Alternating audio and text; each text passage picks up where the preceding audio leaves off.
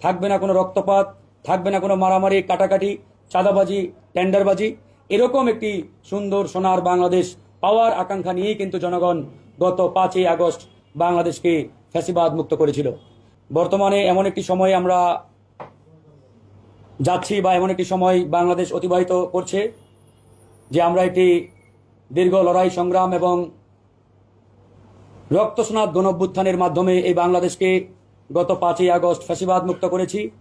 সেই ফ্যাসিবাদ মুক্ত বাংলাদেশে আমাদের প্রত্যাশা ছিল, এদেশের জনগণের আকাঙ্ক্ষা ছিল যে আমরা একটি নতুন বাংলাদেশ বিনির্মাণ করব, একটি নতুন বাংলাদেশ পাব, যে বাংলাদেশে থাকবে না কোনো রাজনৈতিক হানাহানি, থাকবে না কোনো রক্তপাত, থাকবে না কোনো মারামারি, কাটাকাটি, চাঁদাবাজি, টেন্ডারবাজি। এরকম একটি সুন্দর সোনার বাংলাদেশ পাওয়ার আকাঙ্ক্ষা নিয়েই কিন্তু জনগণ গত 5ই আগস্ট বাংলাদেশকে ফ্যাসিবাদ মুক্ত করেছিল।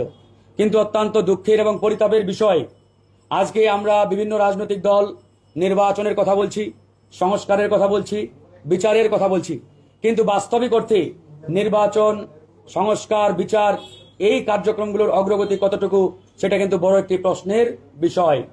ইতিমধ্যে আমরা দেখতে পাচ্ছি আগামী ডিসেম্বর কিংবা ফেব্রুয়ারি কিংবা এপ্রিল যখনই নির্বাচন দিক বা নির্বাচন হোক, কিন্তু নির্বাচনের যে প্রাইম কন্ডিশন, যে ফান্ডামেন্টাল কন্ডিশন, যে একটি অবাধ, সুষ্ঠু, নিরপেক্ষ পরিবেশ তৈরি করা, লেভেল প্লেইং ফিল্ড তৈরি করা, এমন একটি এনভায়রনমেন্ট তৈরি করা যেখানে প্রত্যেকটি রাজনৈতিক দলের প্রার্থীরা নির্ভয়ে নির্বিঘ্নে তাদের নিজ নিজ এলাকায় ক্যাম্পেইন করতে পারবে, গণসংযোগ করতে পারবে, মিটিং মিছিল করতে পারবে। আসলে এরকম কোন পরিস্থিতি, পরিবেশ, এনভায়রনমেন্ট বাংলাদেশে এই মুহূর্তে এক্সিস্ট করে কিনা সেটি কিন্তু আজকে প্রশ্ন সাপেক্ষ, এবং আমি সেই প্রশ্নটি আপনাদের মাধ্যমে দেশবাসীর কাছে রাখতে চাই।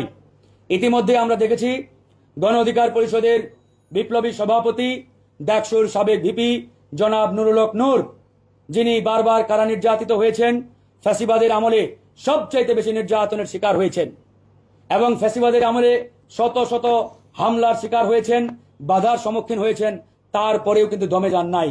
ভিপি নুরুল হক নূরের উপরে তার নির্বাচনী এলাকা পটুয়াখালীতে সেখানেও বাধা দেওয়া হয়েছে, হামলা চালানো হয়েছে এবং তাকে এক প্রকারের অবরুদ্ধ করে রাখা হয়েছিল ঘন্টার পরে ঘন্টা। এরকম একটা পরিস্থিতির মধ্যে আমরা যদি সামনের দিকে প্রসিড করি, অগ্রসর হই, তাহলে ডে বাই ডে আমার মনে হয় পরিস্থিতি উন্নতির চাইতে অবনতির দিকে যাওয়ার সমূহ সম্ভাবনা রয়েছে। এই জন্য আমরা বলেছি যে নির্বাচন হওয়ার যে ফান্ডামেন্টাল কন্ডিশন, যে প্রাইমারি কন্ডিশন, সেটা যতদিন না পূরণ হয়, বাস্তবায়ন হয়, যতদিন না আমরা আসলে জনগণের সামনে হাজির করতে পারি, ততদিনে ওই নির্বাচনের তফসিল বলেন বা নির্বাচনের ঘোষণা বলেন, এরকম কোনো বিষয় হলে সেটা হবে অর্থহীন। আমরা এই বাংলাদেশের মাটিতে আর কোনো রকিব মার্কা, হুদা মার্কা নির্বাচন দেখতে চাই না। আমরা এই বাংলাদেশের মাটিতে আর কোনো পেশি শক্তি, ওই ভোট কেন্দ্র দখল, একজনের ভোট আরেকজন দিয়ে দিবে, এরকম কোনো ধোঁয়াশাপূর্ণ নির্বাচন, একতরফা নির্বাচন আর এই বাংলার মাটিতে আমরা দেখতে চাই না। তাই আগামী যে নির্বাচন, সেই নির্বাচন যখনই হোক, এই নির্বাচন হতে হবে শতভাগ ফ্রি অ্যান্ড ফেয়ার, অবাধ এবং সুষ্ঠু।